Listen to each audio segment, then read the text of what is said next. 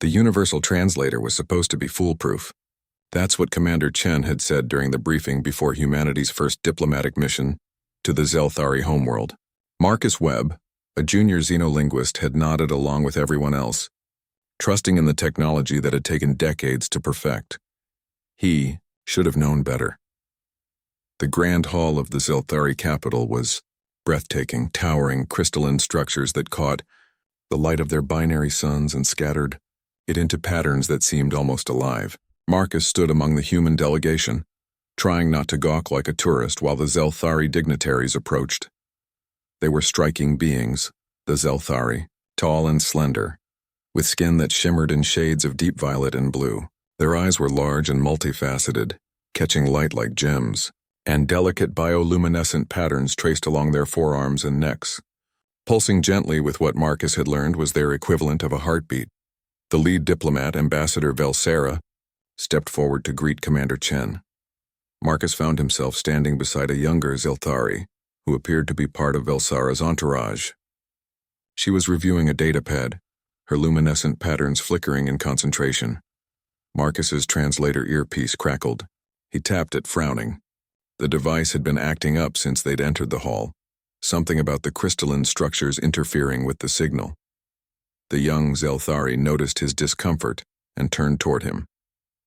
Her patterns brightened, a sign of curiosity he'd learned. "Your device malfunctions?" she asked, her actual voice a melodic series of tones that his translator struggled to render into English. "Just some interference," Marcus replied, offering what he hoped was a reassuring smile. "Nothing serious." She tilted her head, studying him with those remarkable eyes. "You are the linguistic specialist, yes? I have read your papers on comparative syntax structures. Quite innovative." Marcus felt heat rise to his cheeks. He hadn't expected anyone here to know his work. "Thank you. And you are?" "Linara. I assist Ambassador Velsera with cultural integration protocols." Her patterns shifted to a warm amber color. "I find human communication fascinating. So much relies on your facial expressions and tonal inflections." They fell into easy conversation, discussing the challenges of cross-species communication. Marcus found himself genuinely enjoying the exchange. Linara had a sharp intellect and a dry sense of humor that translated surprisingly well. As they talked, Marcus noticed the way the light played across her features, how her bioluminescent patterns seemed to respond to her emotions, creating an ever-changing display of color and light. It was, he thought, remarkably beautiful. His translator crackled again, more severely this time. Without thinking, frustrated with the device and caught up in the moment, Marcus pulled it from his ear and spoke in what he thought was the formal Zelthari greeting he'd been practicing. What he actually said, due to his terrible pronunciation and the subtle tonal differences he couldn't quite master, roughly translated to, "Your light patterns make my heart thoughts sing. You are beautiful beyond measure." It was, in Zelthari culture, an extraordinarily intimate compliment, something typically reserved for bonded pairs or in serious courtship declarations. The effect was immediate. Linara's bioluminescent patterns flared bright crimson, spreading from her neck to her face. Her multifaceted eyes widened and she stood perfectly still for a moment that stretched into eternity. Marcus realized something had gone horribly wrong. I'm sorry, did I mispronounce?" "Say it again," Linara interrupted, her voice barely above a whisper. Her patterns had shifted from crimson to a deep rose color, pulsing rapidly. "What?" "Say it again, human."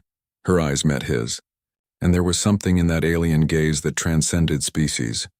Vulnerability, hope, wonder. Marcus's own translator had finally rebooted, and he heard the playback of what he'd actually said. His face went pale, then red. "Oh no. I didn't mean, that is, I was trying to say the formal greeting. But did you mean it?" Linara asked, stepping closer.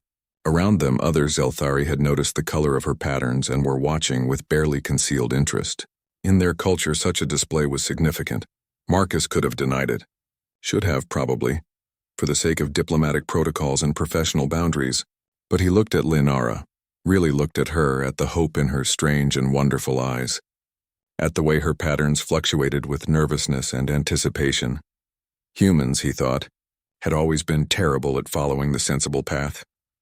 "Yes," he said softly, this time in English, letting his translator do its job properly. "I meant it. You are beautiful.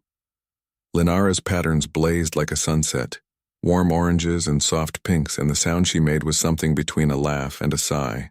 Your species, she said, her own patterns dancing with what he was learning to recognize as joy, is going to be very interesting to know.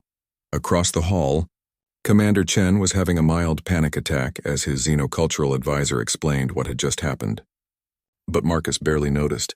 He was too busy trying to memorize the exact pronunciation of Zelthari words, because he had a feeling he'd be wanting to use them again, properly this time. Though perhaps, he thought as Linara's hand, three-fingered and delicate, brushed against his, some mistakes were worth making.